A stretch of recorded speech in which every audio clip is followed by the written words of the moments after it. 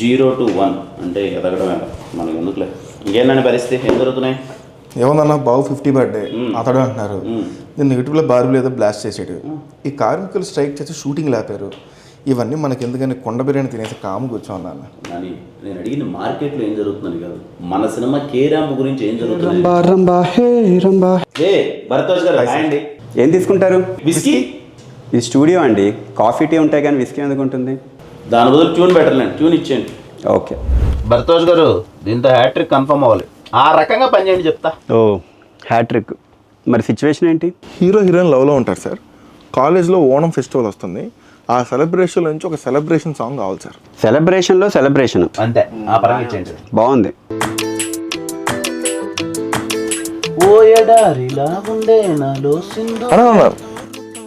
ఇది ఎలా SR confirm చేశారు కదా? అవును కదా సార్, కొంచెం అలాగే ఉంది సార్. వేరేది ఏమన్నా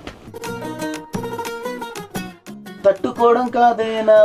నేను తట్టుకోలేకపోతున్నాను మీ ఇద్దరితో. ఇది ఆల్రెడీ వినరో భాగ్య విష్ణు గారు చేశారు కదా సార్. కొత్తది ఇవ్వండి సార్. సార్ కొత్త ట్యూన్ సార్. ఓకే సార్ ఇంకొకటి ఎవరా? ఎలా ఉంది?